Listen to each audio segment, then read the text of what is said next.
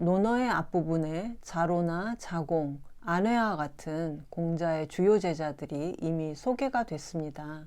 그런데 논어에서 빠질 수 없는 네 번째 제자가 있다면 바로 이 장에 나오는 염유인데요. 8일편 6장을 읽어보고 염유에 대한 설명을 이어가도록 하겠습니다.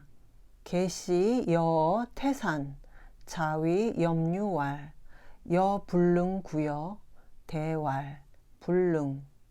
계시가 태산에서 여제를 지냈다. 공자께서 염유에게 일러 말씀하셨다. 너는 그것을 막을 길이 없었느냐?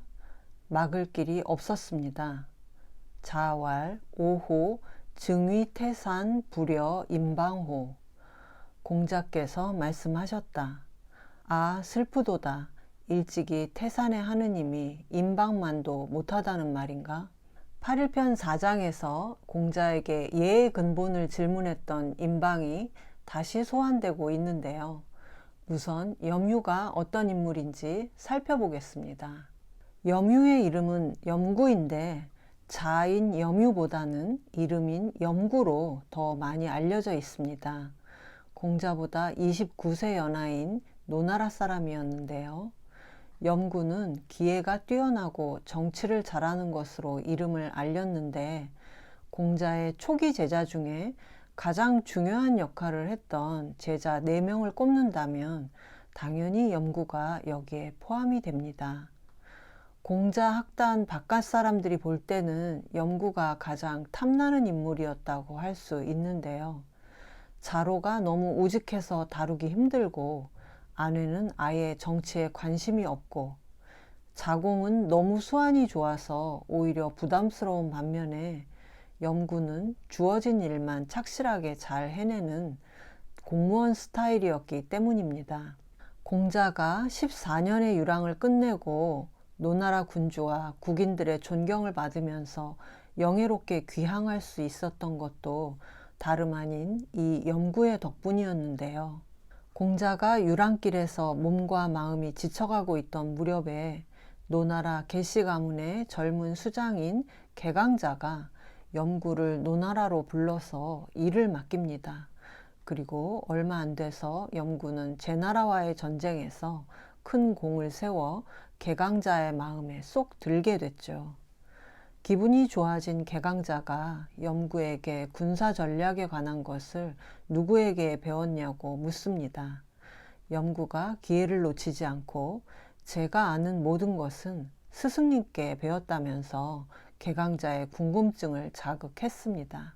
물론 공자가 군사 전략을 가르쳤을 리는 없지만 개강자는 공자의 학문과 덕성을 궁금해하기 시작했고 염구는 그분께서 정치를 하시면 최상의 도에 이르셔서 백성이나 귀신에게 물어보아도 한 점 유감이 없을 것입니다. 이렇게 말하니까 결국 개강자가 나는 그분을 당장 모셔오고 싶다. 어떻게 하면 모셔올 수 있나? 이때 염구가 이렇게 말합니다. 소인배들이 그분을 괴롭히는 상황만 막아주시면 됩니다. 드디어 개강자가 정중하게 예물을 갖추고 초청장을 보내서 공자를 맞이했으니 실로 14년 만에 공자는 그리운 고향으로 금의환영할 수 있었는데요. 이게 다 염구 덕분이었다는 거죠. 그러나 염구 덕분에 고향에 돌아왔다고는 하지만 공자와 염구, 개강자의 사이가 좋을 수만은 없었는데요. 공자가 계시의 정치행위를 마음에 들어 하지 않았고 그런 계시를 돕는 염구도 좋게 보지 않았기 때문이었습니다. 공자는 염구가 계시의 횡포를 나서서 맡기는커녕 계시를 돕고 협력하는 모습이 잘못됐다고 생각했고 그래서 자주 염구를 야단쳤는데요. 이제 이 장에서 일어난 일과 대화를 살펴보죠. 계시 여어 태산. 계시가 태산에서 여제를 지냈다. 여는 제사 이름이죠. 유명 산천을 찾아가서 지내는 제사를 여제라고 합니다. 태산은 태산이 높다 하되 하늘 아래 메이로다 할 때의 그 태산인데요. 실제 높이는 우리나라의 한라산보다 낮은 산이지만 중국 문명이 이 태산 지역에서부터 시작됐다고 보기 때문에 우리에게 백두산이 신성한 것처럼 중국인들에게 태산은 신성한 산으로 여겨지고 있습니다. 공자 시대에도 이미 태산은 천자들이 올라가 봉선 제사를 지내는 신성한 산이었는데요. 노나라의 국경과 접해 있기 때문에 공자도 이 태산을 직접 꼭대기까지 올라갔었다고 합니다. 진시황과 한무제, 당고종과 측천무후, 당현종 정도가 태산에서 봉선 제사를 올렸다고 기록될 만큼 태산에서 제사를 지내는 것은 아무나 할 수 있는 일이 아니었는데 노나라 군주도 아닌 일개 대부가 태산에 가서 제사를 지냈다는 것에 공자가 화를 낸 것이죠. 앞서 계시집 마당에서 파래물을 쳤다거나 삼가의 제사에서 옹의 노래를 부른 것 이상으로 예를 무시하는 행동을 계시가 한 것인데요. 그리고 원래 여라는 것은 한 사람이 깃발을 들고 그 뒤로 많은 사람들이 줄지어가는 행렬의 모습을 말하는데 군대 조직인 여단도 이 말에서 비롯됐을 만큼 여제는 많은 사람들이 동원된 큰 행사였음을 짐작할 수 있습니다. 여불능구여, 너는 그것을 막을 길이 없었느냐? 여기서 여는 여자가 아닌 너의 뜻으로 해석합니다. 불능의 불은 아니 불자보다 더 강한 부정으로 진정 막을 수가 없었느냐? 그랬더니 염구가 대답했죠. 불능, 막을 길이 없었습니다.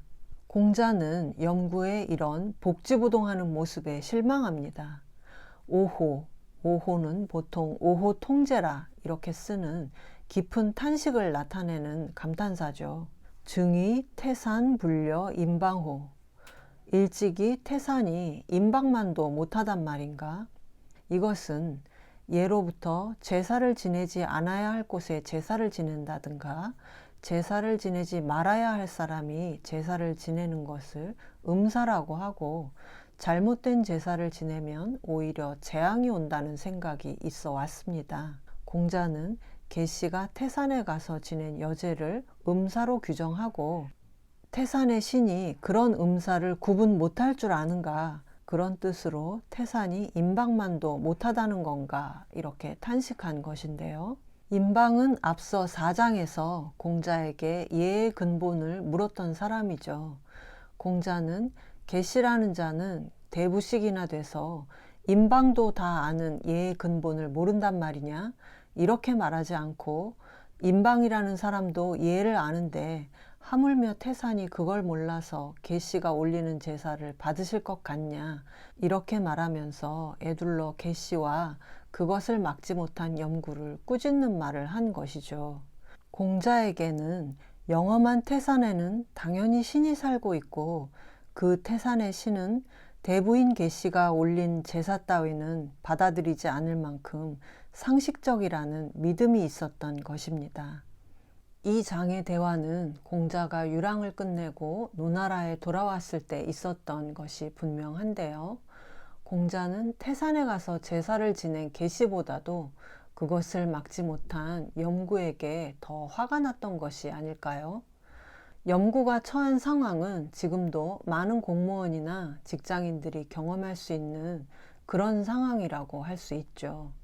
윗사람의 지시가 부당하거나 명백하게 잘못된 것일 때 자신의 양심을 지키기 위해 잘못된 지시를 거부하고 그 자리를 떠나는 사람이 있는가 하면 염구처럼 지시를 따르고 돕는 두 가지 유형의 사람이 있을 수 있을 텐데요. 공자는 최소한 내 제자들만큼은 적극적으로 나서서 막거나 아니면 그 자리를 떠남으로써 부당함을 경고하길 바랬던 것 같습니다. 그러나 염구는 그러지 못했기 때문에 나중에 공자에 의해 파문까지 당하게 되는데요. 공자와 염구 사이에는 이런 갈등 관계가 흐르고 있어서 논어에서 염구는 공자에게 매번 혼나는 인물로서 등장하고 있습니다. 공자의 답답한 마음을 담아 6장을 다시 한번 읽겠습니다.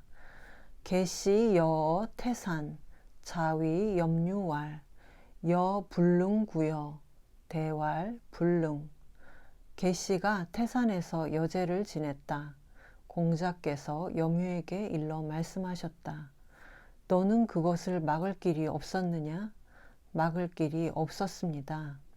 자왈, 오호, 증위, 태산, 불려, 임방호. 공자께서 말씀하셨다. 아, 슬프도다. 일찍이 태산의 하느님이 임방만도 못하다는 말인가?